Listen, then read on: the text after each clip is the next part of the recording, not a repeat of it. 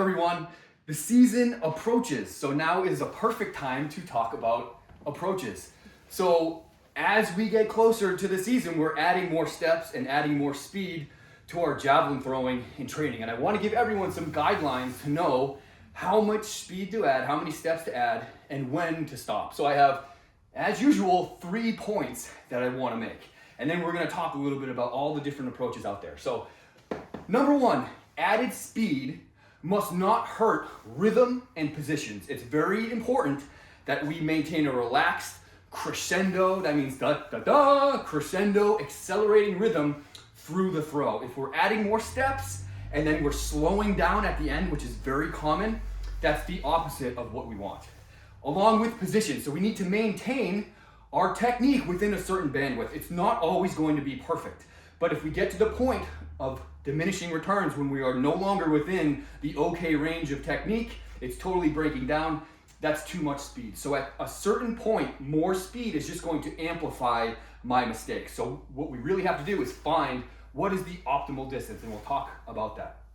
So number 2, distance under pressure. That's really what we're here for, right? Distance under pressure. Everyone wants to throw their personal best on the last throw of the championship meet, and lots of people do that. And the people that do have a consistent rhythm, a consistent approach, and repeatable technique.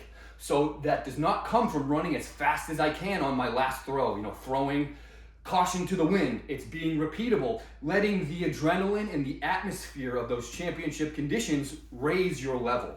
But that requires repeatable technique. So that means now is the time to start honing in on what is my optimal approach length.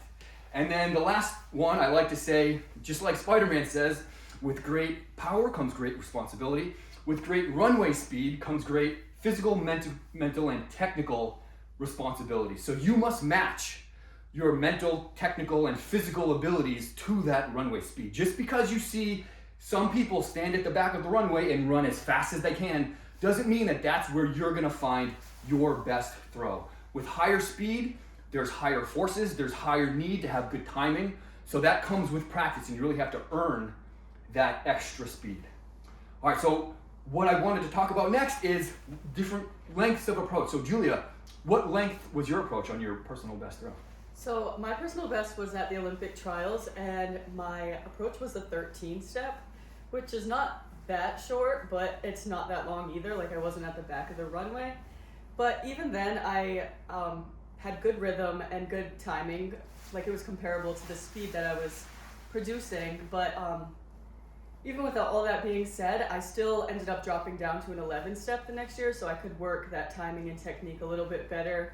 So sometimes it is important to slow down and give what you can at that time, and that's not always max speed off the runway. Nice.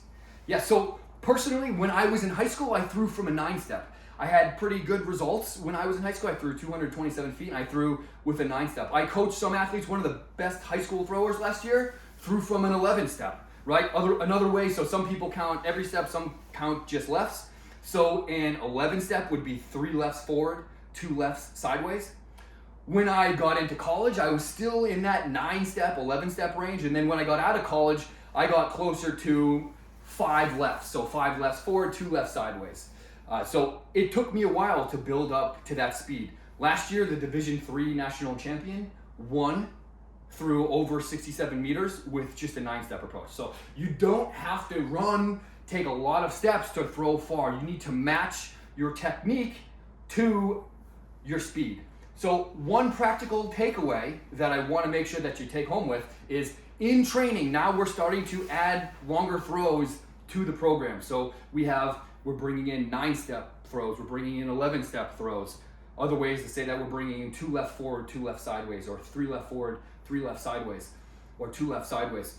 So you don't have to increase speed if your technique is breaking down. So this is where you need to go back to the throwing guidelines, go back to that 80-20 rule, putting money in the bank.